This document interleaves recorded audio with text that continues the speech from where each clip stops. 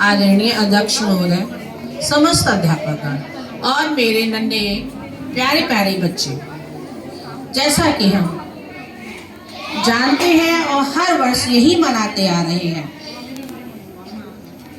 26 जनवरी 1950 में हमारा संविधान लागू हुआ और ये हमारा 77वां गणतंत्र दिवस है। इसे हमने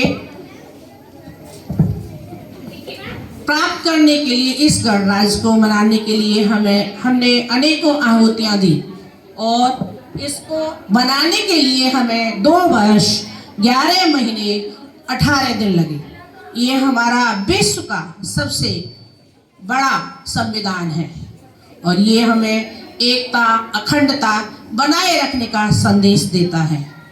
हमें इसकी एकता और अखंडता को बनाए रखने के लिए हर संभव प्रयास करते रहना चाहिए।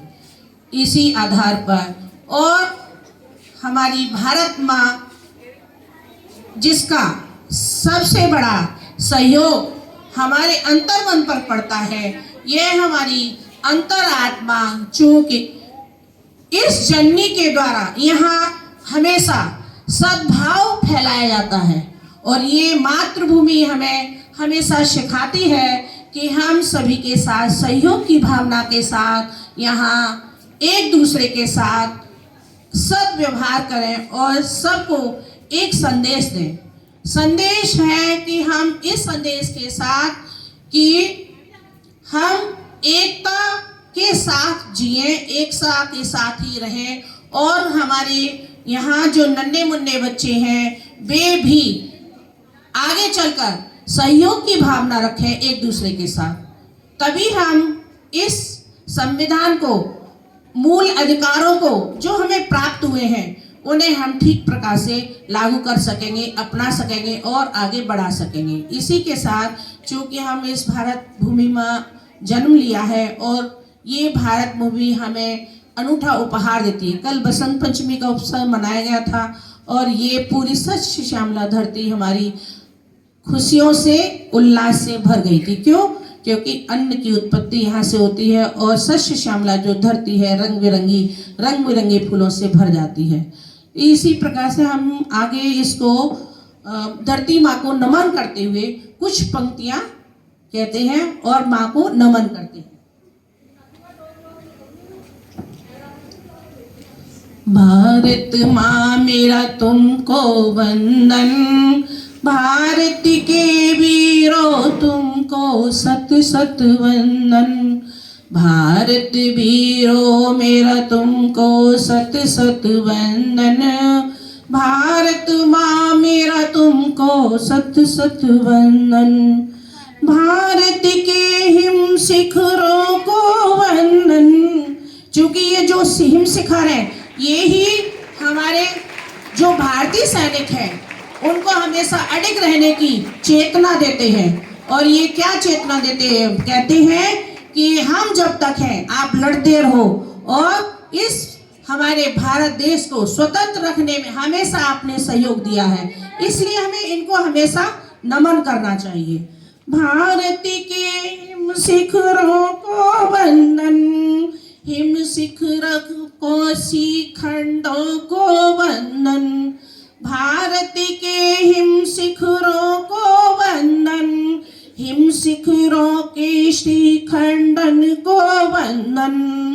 भारत वीरों मेरा तुमको वंदन, भारत भूमि मेरा तुमको वंदन। और यहाँ क्या पावन गंगा, यमुना, सरस्वती संगम है, यहाँ सागर है, सभी समूचे, यानी हमारी भारत की जो भूमि है उसे बचाए रखने में इनका बड़ा ही सहयोग है।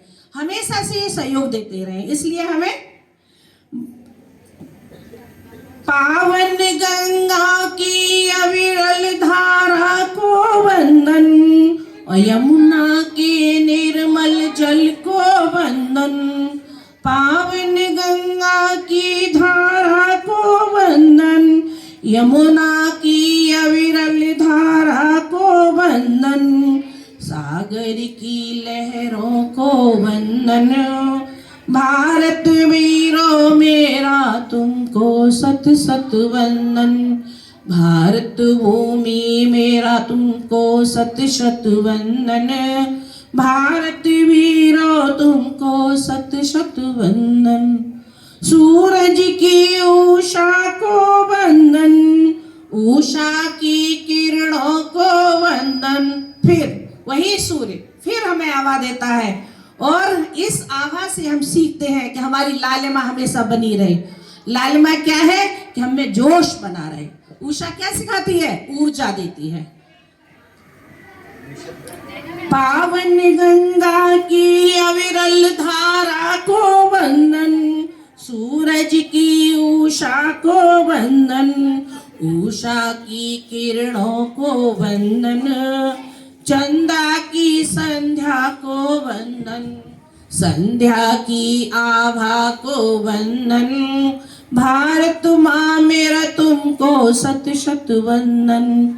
भारत माँ मेरा तुमको सत शत वंदन।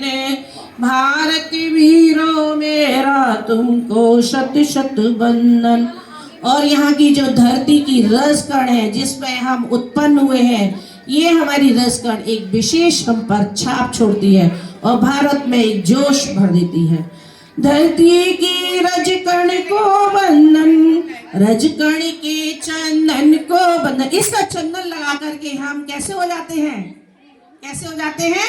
यानी हम स्वतंत्रता महसूस करते हैं एक अपने आप को और हम निर्भीक हो जाते हैं। धरती के रजकण को वंदन, रजकण के चंदन को वंदन, चंदन के लालों को वंदन। और आप कौन है? ये इस पृथ्वी के लाल हैं। धरती के चंदन को वंदन, चंदन के रजकण को वंदन, रजकण के लालों को वंदन। भारत वीरों मेरा तुमको शत शत वंदन। भारत भूमि मेरा तुमको शत शत वंदन। भारत वीरों मेरा तुमको शत शत वंदन।